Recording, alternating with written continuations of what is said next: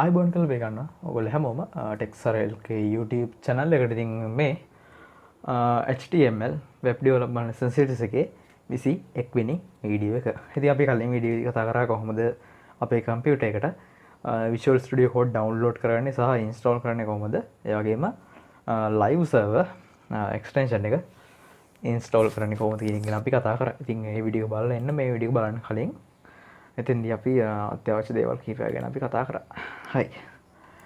ඉතින් අපි එක්ස්ටෙන්ෂන් එක ඉන්ස්ටෝල් කරගත්තා මෙන්න මේ විදිහට. ඉතින් ඔයගොල්ලෝ ඉන්ස්ටෝල් කරගත්තා නැත්නම් මම ආයි කියන්නම්. ඔයගොල්ලෝ බලන්න මෙන්න මෙතන තියෙන එක්ස්ටෙන්ෂන් අයිකන් එක උඩ ක්ලික් කරලා මෙන්න මෙතන තියෙන උඩ සර්ච් බාර් එකක්. ඉතින් අන්නේ සර්ච් බාර් එකේ සර්ච් කරන live server කියලා. live server කියලා සර්ච් කරලා ඉතින් මේ වගේ result එකක් එවි ඔයගොල්ලන්ට live server කියලා මේ පැත්තෙන් එවි live server කියලා icon එකක්. යන්නේ icon එක ක්ලික් කරාට පස්සේ මේ වගේ page එක load වෙනවා. කියන්නේ page එකේ මෙතන තියෙනවා පළවෙනිටම install කරන බටන් එක. අනේ install බටන් එක උඩ ක්ලික් කරන්න. දැන් මේ මෙතන disable සහ uninstall කරන බටන් දෙකක් පෙන්නන්නේ මම කලින්ම install කරගත්ත හින්දා. හරි. ඉතින් මේක install කරගත්තට පස්සේ ඔයගොල්ලෝ කරන්න තියෙන්නේ අතම කරන්න දෙයක් නැහැ. අපි පළවෙනි ප්‍රොජෙක්ට් එක හදන්න ඕනේ මෙන්න මේ Visual Studio Code පාවිච්චි කරලා.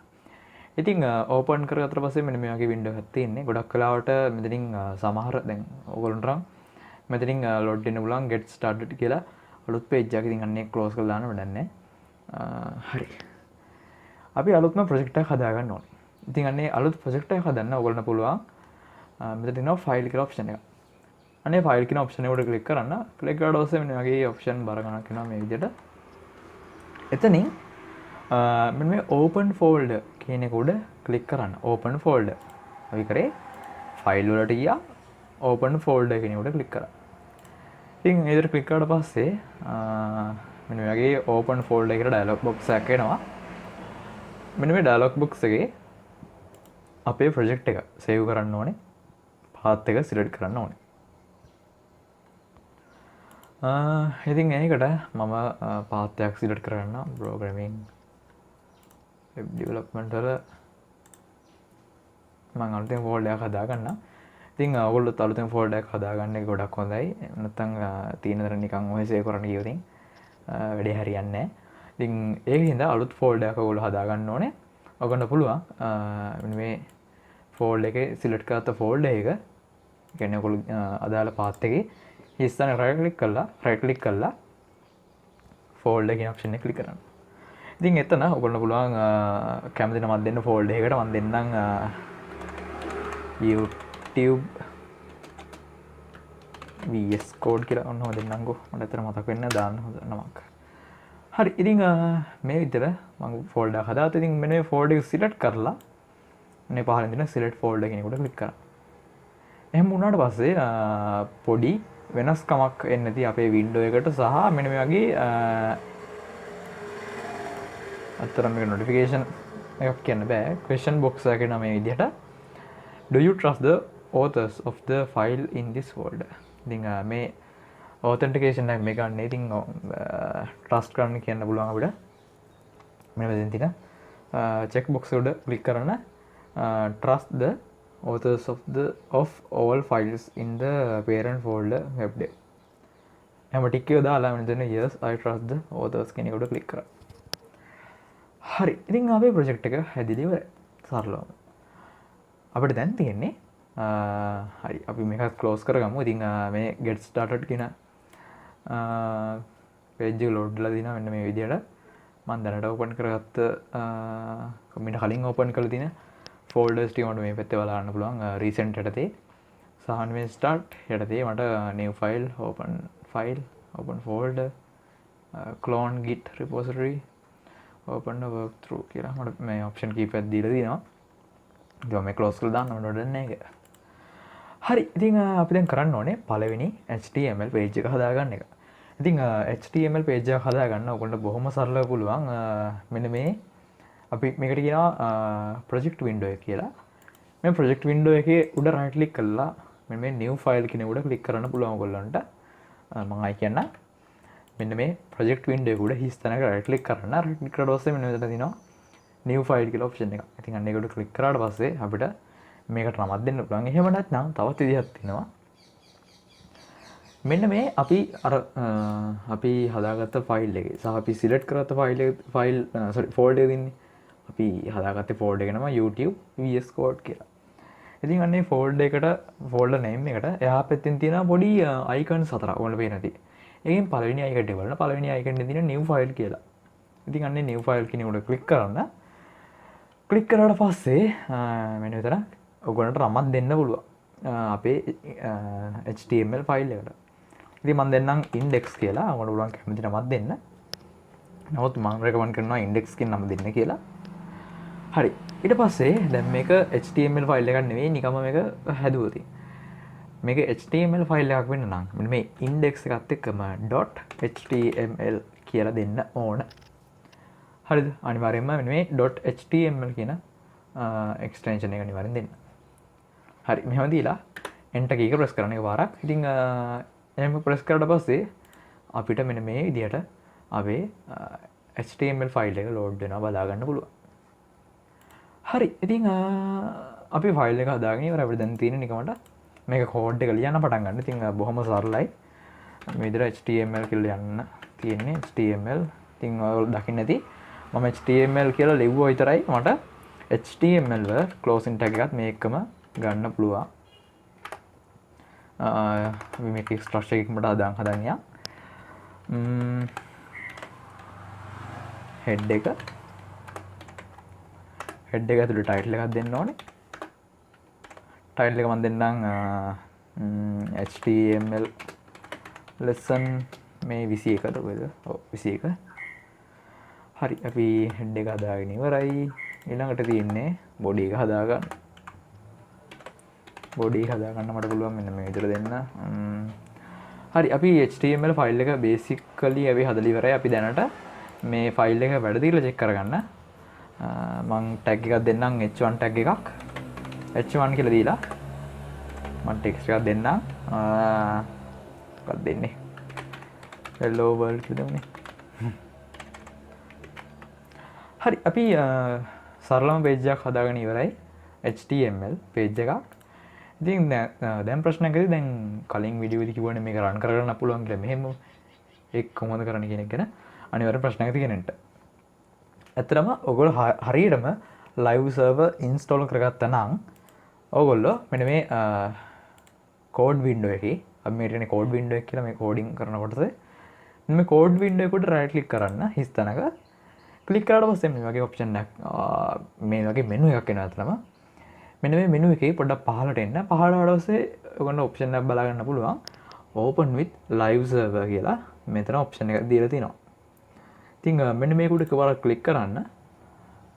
ක්ලික් කරලා පස්සේ පුංචි වෙලක් ගයි මේක ඕපන් වෙන්න. පොඩ්ඩක් බලන්න යමු.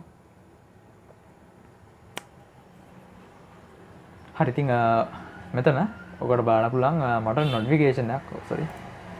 මම පොඩ්ඩක් මිනිමයිස් කරා ඔයගොල්ලෝ මේක පෙන්නන්න.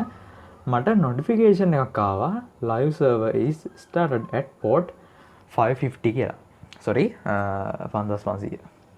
5500 කියලා මේ පෝට් එකෙන් live server start එක මේ server එක start වුණා කියලා පෙන්නනවා. ඉතින් මේකෙන් කියන්නේ මොකක්ද කියන එක ගැන මම ඉස්සරහට කතා කරන්න.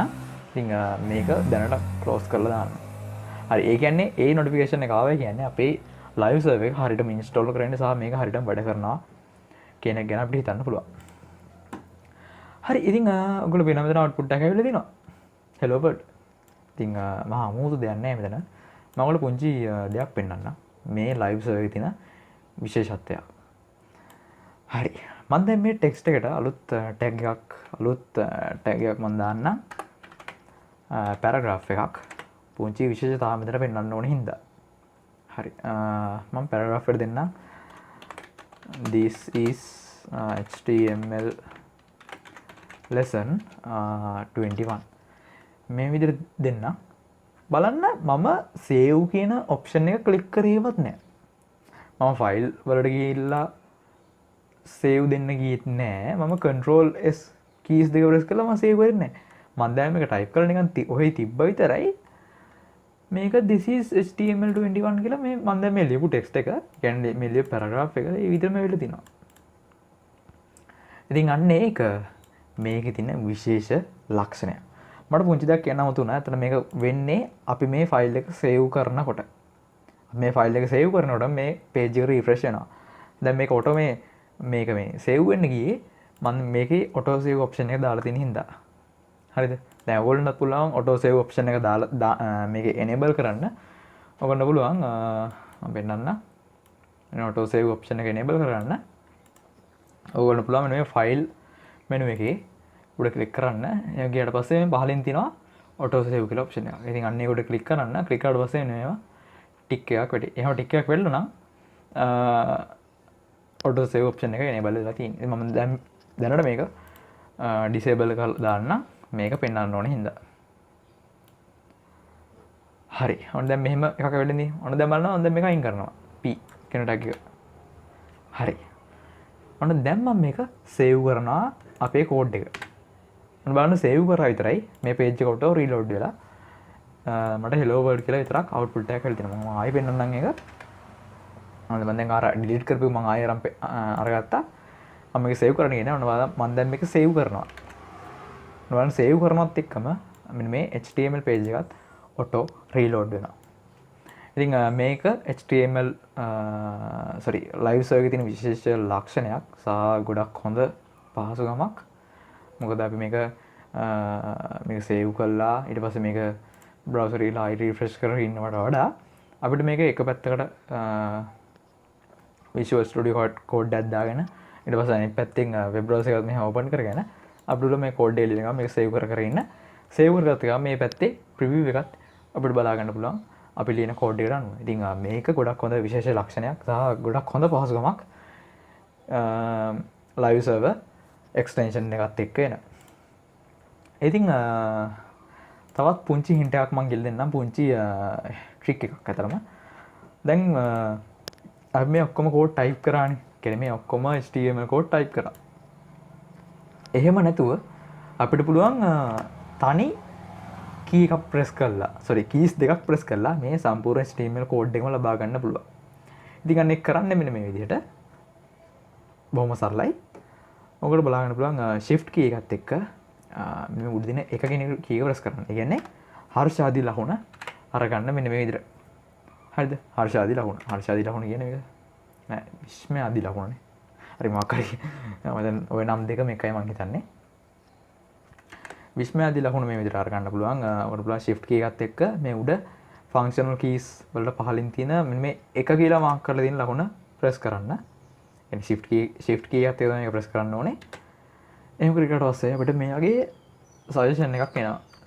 ඒකෙන් මෙන්න මේ එක විශ්ම ආදී ලකුණක් තියෙන එන්න මේ option එක උඩ click කරන්න. click කරගාම මට සම්පූර්ණ HTML ෆයිල් එකම HTML tags ටිකම basic structure එක basic ම කියන්න බෑ. ඒ structure එක මේ විදිහට එනවා බලා ගන්න පුළුවන්. ඉතින් version tag එක ඊට පස්සේ HTML tag එක head එක ඇතුළේ title එක ඊට පස්සේ body එක HTML close එක මේ විදිහට ඔක්කොම features එනවා බලා ගන්න පුළුවන්. මම ආයෙත් කියන්නම් කොහොමද මේක කරන්න කියලා. විශ්ම ආදී ලකුණ අරගන්න තියෙන කී එක ප්‍රෙස් කරන්න මම සරලවයි කියන්න. ඒක ගන්නේ shift key එකත් එක්ක මෙන්න මේ එක කියන කී එක ප්‍රෙස් කළා. එහෙම ප්‍රෙස් කරාට පස්සේ මෙන්න මේ වගේ මට suggestion දෙකක් එනවා. ඒකෙන් පළවෙනි option එක උඩ පළවෙනි option එක උඩ click කරන්න පුළුවන්. එහෙනම් නැත්නම් ඒ option එක select කරලා enter කරන්න පුළුවන්. එහෙම enter කරාට පස්සේ මෙන්න වගේ අපිට ඒ code එක බලා ගන්නත් පුළුවන්. හරි ඉතින් මම හිතනවා මේක තේරෙන්න දීලා ඔයගොල්ලෝ හැමෝටම ඉතින් ප්‍රශ්නයක් ඇති වෙන්නේ දෙයක් නැහැ. යාත කතාවර් දෙයේ මම හිතනවා මේ වීඩියෝ එක ගොඩක් වැදගත් වෙන්න කියලා ඔයගොල්ලෝ හැමෝටම. ඉතින් මේ IDE එක තමයි අපි ඊළඟ වීඩියෝස් ඔක්කොම වගේ ඉස්සරහට පාවිච්චි කරන්නේ. හරි ඉතින් වීඩියෝ කොහොමද නම් ඔයාලා ලයික් එකක් දාන්න කරන්න තපෝ ඔයගොල්ලෝගේ යාළුවන්ටත් මේ වීඩියෝස් ගැන ෂෙයා කරන්න. මොකක් හරි ප්‍රශ්නයක් ඇති වුණා නම් අනිවාර්යෙන් පහල කමෙන්ට් සෙක්ෂන් එකේ කමෙන්ට් එකක් දාන්න මතක කරන්න තේවා. ඒ වගේම අපේ YouTube channel එක subscribe කරලා නැත්නම් අනිවාර්යෙන් subscribe කරන්න මතක කරන්න තේවා. එහෙනම් අපි ඊළඟ වීඩියෝ එකකින් ඉක්මනටම හම්බෙමු.